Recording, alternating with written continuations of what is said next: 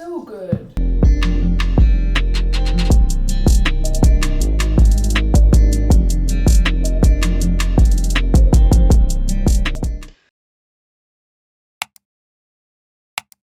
We all like to relive the glory days sometime.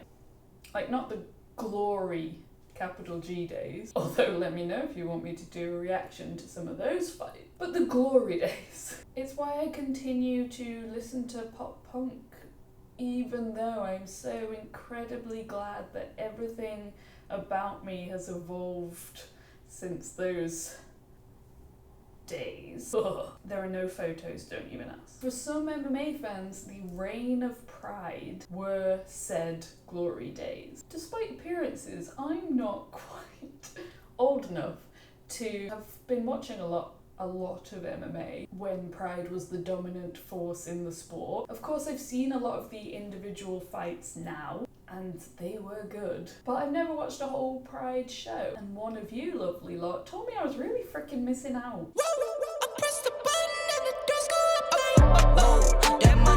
Seeing as we're not getting the Bryce Mitchell Evloev matchup that we were promised this weekend, I thought it would be the perfect opportunity to watch some fights together that we know did deliver. We're going to watch the consensus best show that Pride ever put on, Pride 33, the second coming. I wish I hadn't said colon out full. We move. But first, let's get you up to speed on how Pride was different to the UFC.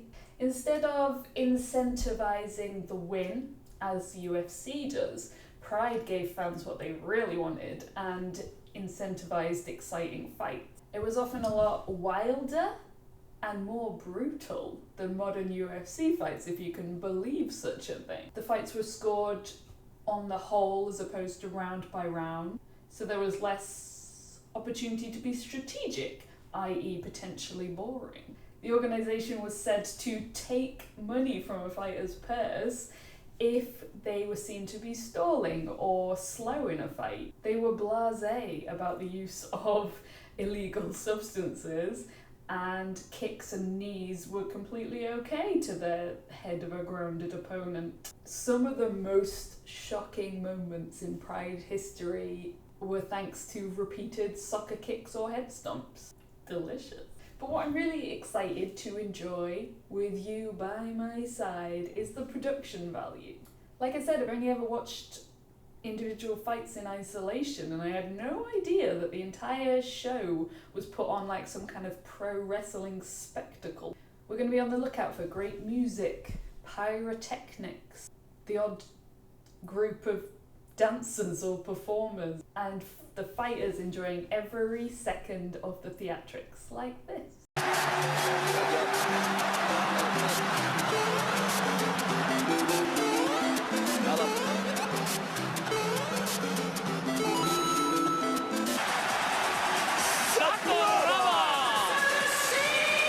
With its sweet cocktail of ultra violence and super aggressive steroid fueled athletes, Pride became a fan favourite around the globe. So let's see what all the fuss is about.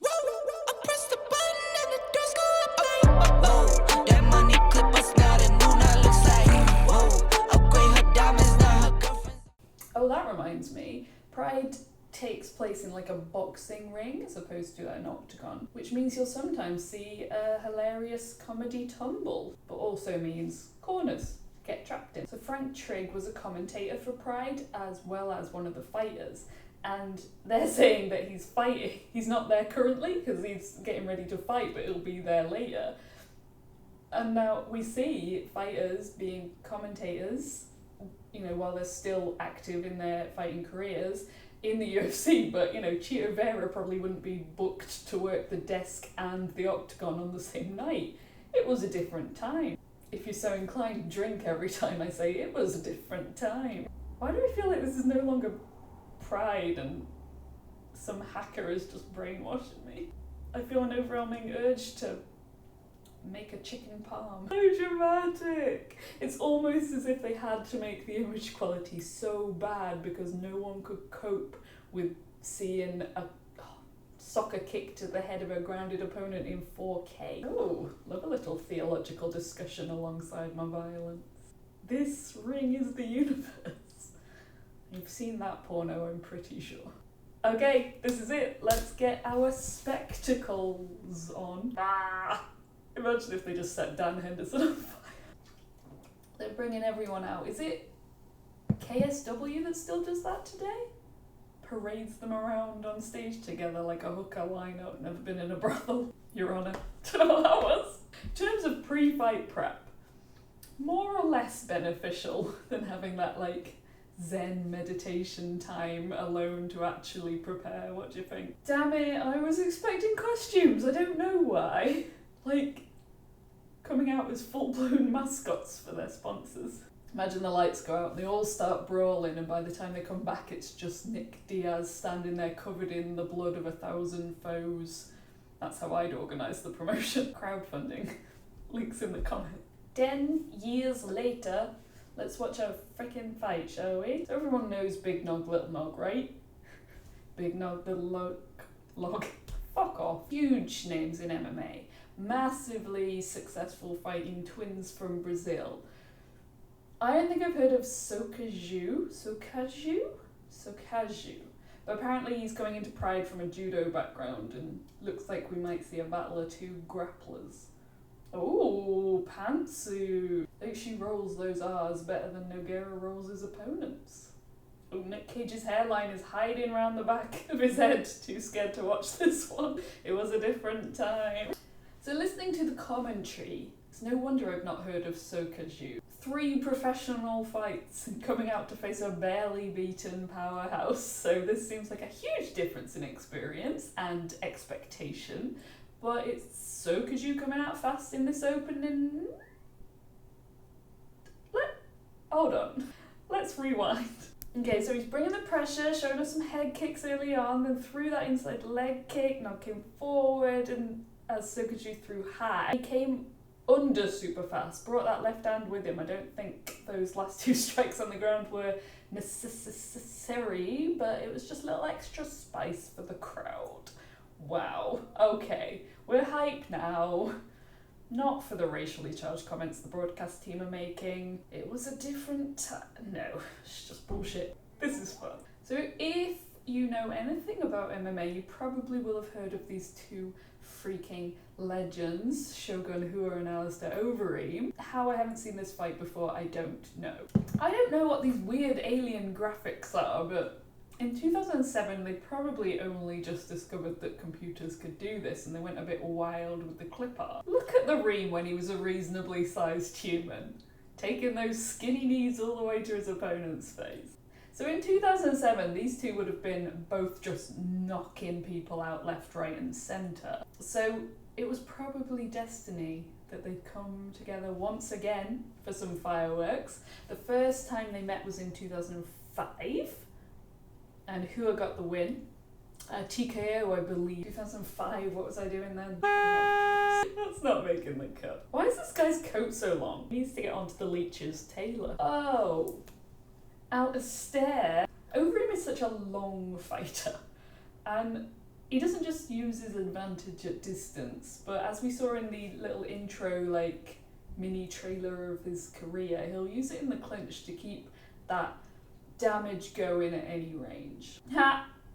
Oh, they just made a dick joke. It was a different time. Seriously, what are those rotating naked dudes? Just the fucking speed and aggression straight off the bat. Beautiful combination from Overeem. He's having a lot of success in this first round. Oh no, he's just keeping his part of this 2-man pretzel tucked in and out of danger. Oh no, yeah, that's a much worse position for Alistair now. Heavy right. Ooh. By name and by natural violent intentions. God. Overeem was not having a nice lunch eating those big hands. Hua literally put his whole being and all of his ancestors into that overhand right and knocked Overeem out of being. Sprung like a robot jaguar or something. I don't know. Let's just watch the many replays in stunned silence, shall we? I obviously have nothing reasonable or useful to add. Fucking robot jaguar. Of course, we were gonna watch a Nick Diaz fight if there was one going. I believe this is the first and only fight that Diaz had in Pride, but I've heard it's a good one. I've also heard about what happened afterwards, but I won't ruin the suspense for you. For this one, I know the result because of said drama, but I've actually never watched the fight, and honestly, everything that happened after, to my mind, doesn't make a damn bit of difference to the performance. Gomi was one of the poster boys for Japanese MMA. In the promo, you saw him keeping the beat down going on one of his opponents after the ref tried to wrestle him off. A perfect personality matchup for Nicky D. It says chip on his shoulder. Ooh, they are coming out alight and blazing, and all those other very appropriate words for a promotion based entirely around spurting fire alongside spurting blood. Oh no, Diaz is given some Alistair looks from earlier, and that is not a good look.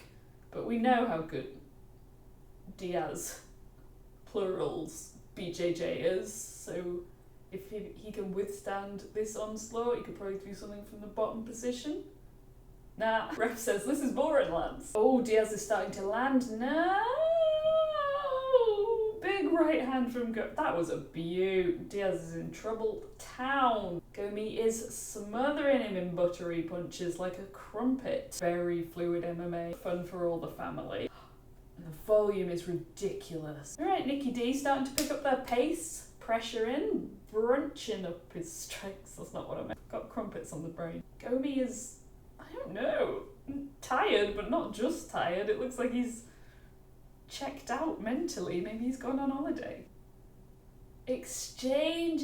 Gomi is doing absolutely nothing to defend himself. That cut on Diaz is tasty. It's mad to see the damage when it was just starting out as opposed to the ready formed scar tissue on the most recent model of Nick Diaz, available only in Stockton stockists. Diaz hasn't missed a beat between rounds, picking up just as aggressive and forward pressuring with the boxing as he left off in round one, and making the most of the opportunity because Gomi was not looking fresh. That cut, though, that could be a fight ender. The blood's adding a little raspberry sauce on the delicious violent ice cream cone. This is mad. Absolute war between these two. No wonder this fight was recommended to me. I can't believe I've gone this long without it. Gomi seems to have picked up that second wind. He's landed a takedown. Maybe simply for a change of pace. Slick moves from Diaz. What? Is that Coca Plata? Are you fucking kidding me? That shit is deep into the tubes of Gomi. Done. Deep in his tubes. I miss Nick Diaz. Diaz actually had this win overturned due to a positive drug test. Can anyone guess what the drug was? That is right, it was weed. But it's not a performance enhancer, so who gives a shit? Pride, apparently. No, they definitely don't. The Nevada Athletic Commission, I imagine. Okay. My heart rate is up and the main event is upon us. Another couple of legends of the sport, Wanderlei Silva and Dan Henderson. At this point, Silva was middleweight champ and Henderson was the welterweight champ. Coming up to steal Silva's 6-year crown and become the first 2-division champ in Pride history. That was his goal. So Silva's run in Pride was legendary. It was filled with spectacular performances and very memorable moments. It was during this time that fans formed emotional attachments to this volatile Brazilian who gave us all the beautiful brutality that we long for. Henderson, there on his horse, being quintessentially American, was always one to look for the knockout with that big right hand. But neither of these guys had a habit of getting knocked out. Silva always tended to favour the knees, and I reckon he'll be using that lack of legality to implement them at every touch point. There was no need. There was no need for that. Coming out swinging already as programmed. Ooh, Dan got himself a little overexcited. How embarrassing. I wouldn't be surprised if the ref stands this up though. Not the pace representative of the brand. Back to the wild swinging. Hendo has stung the middleweight champ. Nice hands and knee combo. Takedown attempt.